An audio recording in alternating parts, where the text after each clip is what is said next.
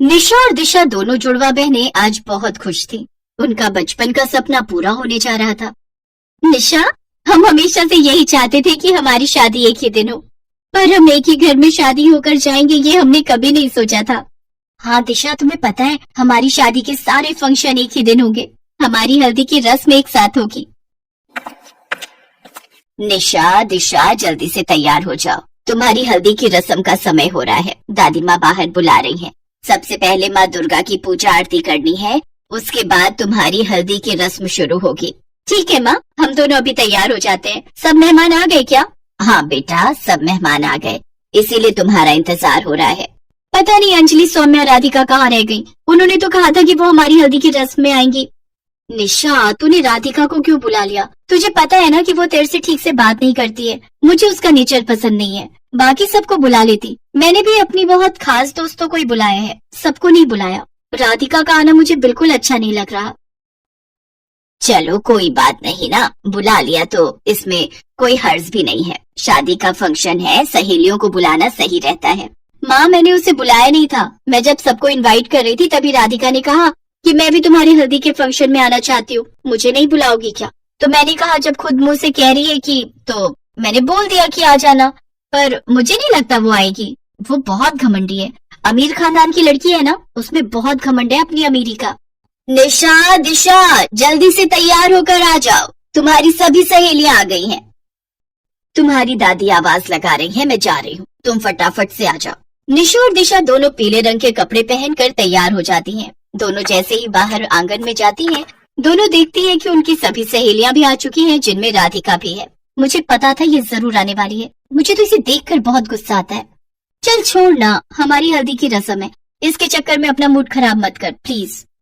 बहुत बहुत मुबारक हो निशा, दिशा, मुझे पता चला कि तुम दोनों एक ही घर में शादी होकर जा रही हो। कहीं ऐसा ना हो तुम्हारे दोनों के पति मेरा मतलब है निशा को दिशा और दिशा को निशा समझ ले और तुम्हारी अदला बदली हो जाए।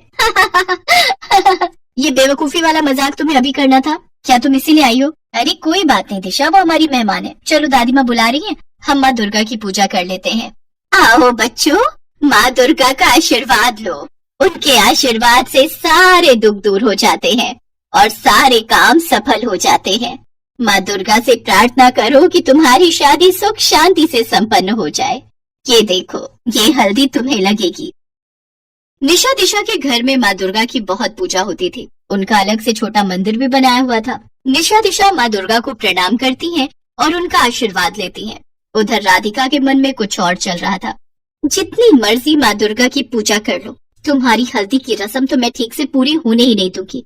निशा, तुमने मेरे बॉयफ्रेंड को अपना बनाया। मैं रोहन को चाहती थी, पर रोहन ने मुझ जैसी अमीर लड़की को छोड़कर तुम्हें चाहा। ये मैं कभी बर्दाश्त नहीं कर सकती। रोहन मेरा दोस्त था, मैं उसे बहुत प्यार करती थी, पर आज तुम उसकी पत्नी बनने जा रही हो और ये मैं होने नहीं दूंगी।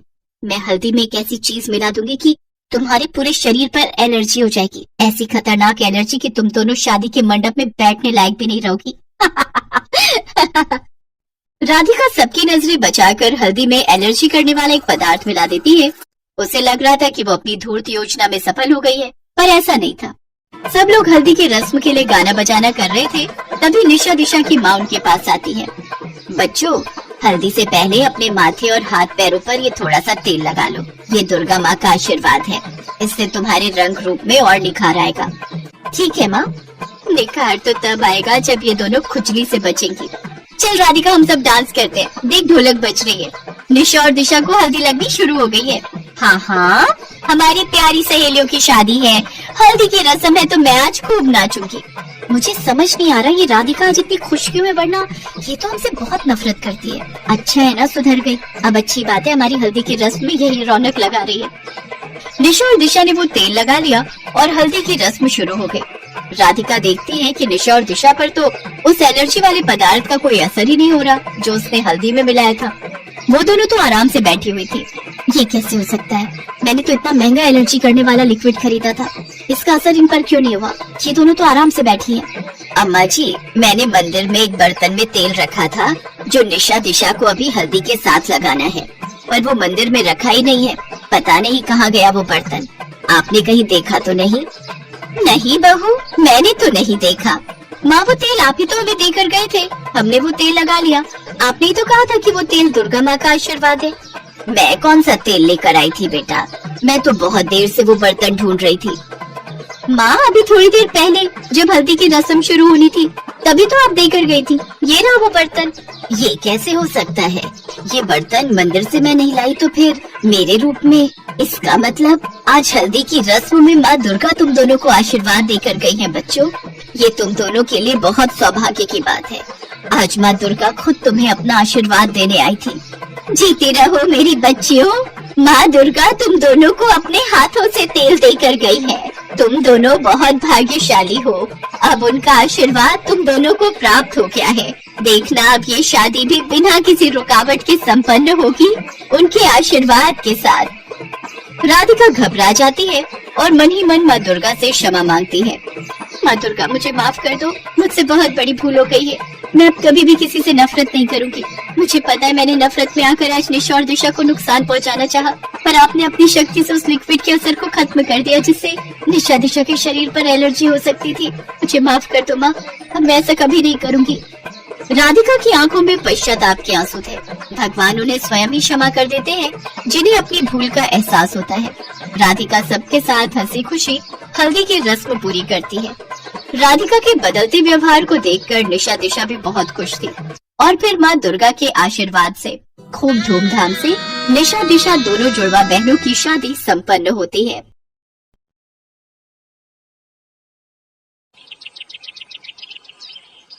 उर्मिला देवी के 3 बेटे थे। अपने तीनों बेटों पर उर्मिला को बहुत ही घमंड था, इसलिए उर्मिला के घर जब भी कोई आता तो वो उससे बड़ी बड़ी बातें हाँकती। ऐसे ही एक रोज उसकी सहेली गायत्री उनके घर आती है। आओ गायत्री, बड़े दिनों बाद आई हो। अरे कहाँ गायब रहती हो?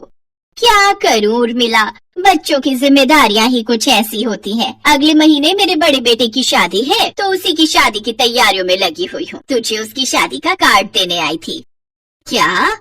अपने रोहन की शादी और तू मुझे अब बता रही है? अच्छा ये बता, तूने लड़की तो अच्छे घर की देखी है ना? तू तो जानती ही है ना उर्मिला, आजकल के बच्चे अपने माँ बाप को कहाँ मेहनत करने देते हैं। बच्चे तो खुद ही सब मेहनत कर लेते हैं। मतलब तेरा बेटा लव मैरिज कर रहा है? लेकिन तू तो लव मैरिज के खिलाफ थी, फिर तू कैसे मान गई? तू तो जानती ही है रोहन मेरा इकलौता बेटा है और उसकी खुशी के लिए मुझे उसके आगे झुकना ही पड़ा। हाँ खैर ये तो है, भगवान का लाख लाख शुक्र है कि मेरे तीनों बेटे मेरे कब्जे में हैं। मेरे बेटे तो वही करते हैं जो मैं कहती हूँ और उनकी शादी भी मेरी मर्जी से ही होगी।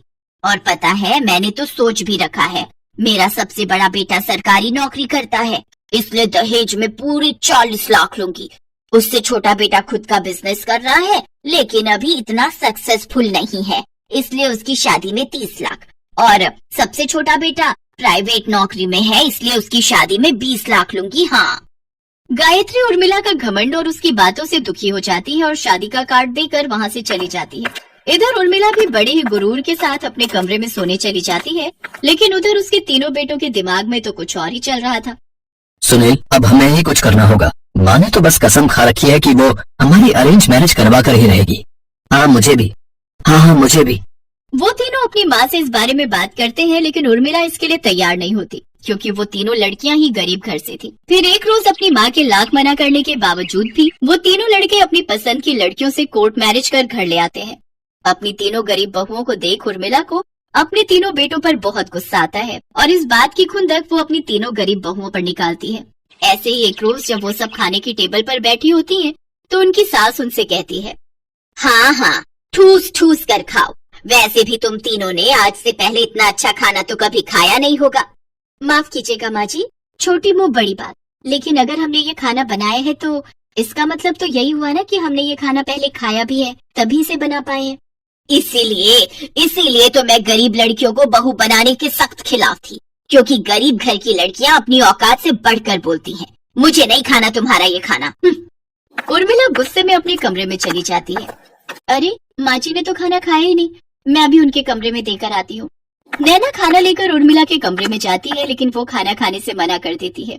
फिर रेशमा उससे अपने शब्दों के लिए माफी मांगती है और खाने की प्लेट उर्मिला के हाथों में दे देती है। उर्मिला गुस्से में वो प्लेट जमीन पर गिरा देती है अपनी सास का ये बर्ताव देख तीनों बहुओं की आंखों में आंसू आ जाते हैं। ओ गरीब बहुओं, मैं कीर्तन में जा रही हूँ। जब तक मैं लौटूं तब तक खाना बना देना और सारे कमरों की बेडशीट, पर्दे, सोफा और टेबल कवर सब धो देना। उर्मिला कीर्तन में चली जाती है, जहाँ उसे आसपास की औरतें ताना देते हुए कहती हैं, उर्मिला बहन, तुम बिल्कुल सही कहती थी। तुम्हारे तीनों बेटे बड़े ही संस्कारी हैं। देखो तो वो तीनों गरीब घर की लड़कियां उठा लाए, जिनसे तुम्हें 40 और 30 लाख तो दूर बल्कि 30,000 भी नहीं मिले। तुम तो ऐसे ही रह गई हाथ मलते। ऐसा ला, तू अपना मुंह बंद रख। मेरे बेटे आज भी मेरी बात मानते हैं, और रही शादी की बात तो वो तो लड़के हैं। अपनी पसंद की कर भी ली तो क्या हुआ, कम से कम तेरी बेटी की तरह घर छोड़कर तो नहीं भाग गए किसी के साथ। रस्सी चल गई पर बल नहीं गया। अपना मजाक बनता देख गुस्से से तिलमिलाती हुई उर्मिला घर पहुंची और अपनी तीनों बहुओं पर भड़कने लगी। बड़ी, मंझली और छोटी बहू कहाँ मर गई तीनों की तीनों? क्या हुआ माँ जी, कोई गलती हो गई हमसे? गलती तो हुई है तुम तीनों से, जो मेरे बेटों को अपने जाल में फंसाकर इस घर की बहू बन गई। ऊपर से दहेज के नाम पर फूटी कौड़ी तक नहीं लाई। तुम लोगों की वजह से मुझे लोगों के ताने सुनने पड़ रहे हैं। अगर तुम तीनों चाहती हो कि मैं तुम तीनों को अपना लूं तो दहेज लाना पड़ेगा, वो भी पूरे 20-20 लाख। माँ जी, ये रकम बहुत बड़ी है, मेरे माता पिता इतनी बड़ी रकम नहीं दे पाएंगे। नहीं दे सकते तो निकल जाओ मेरे घर से। तभी दरवाजे पर खड़े उसके तीनों बेटे ये बात सुन लेते हैं। माँ, शक तो हमें आप पर पहले से ही हो गया था कि घर में आप सबके बीच कुछ ठीक नहीं चल रहा, लेकिन आज टेक भी लिया। आप हमारी पत्नियों को बस इसलिए निकालना चाहती हो क्योंकि वो गरीब है और दहेज नहीं लाई, और इस वजह से आपको दूसरे लोगों से ताने सुनने पड़ते हैं। माँ, अगर आपको हमारी गरीब पत्नियों से इतनी ही परेशानी है तो ठीक है, हम आज ही ये घर छोड़कर चले जाएंगे। हाँ, अगर आप चाहती हैं कि आपके बेटे आपके पास रहें तो आपको अपनी बहुओं को भी अपनाना होगा। वो सब बात कर ही रहे थे कि गायत्री वहाँ आ जाती है। क्या हुआ उर्मिला, अगर तेरी बहुएं दहेज लेकर नहीं आई? वैसे भी दूसरों से मिले पैसों और दहेज से कुछ नहीं होता। हमारी किस्मत में जो लिखा होता है वही होता है। अगर हमारे घर में लक्ष्मी आनी होगी तो आ ही जाएगी। और तू तो ऊपर वाले का शुक्र मना कि उसने तुझे इतने 3 काबिल बेटे दिए हैं। अरे कागजी धन दौलत के आगे अपने जीवन भर की जमा पूंजी अपने बच्चों को मत खो। असल धन दौलत तो तेरी वही है। गायत्री और अपने बेटों की बात सुनकर उर्मिला को अपनी गलती का एहसास हो जाता है और वो अपनी तीनों बहुओं को खुशी खुशी अपना लेती है।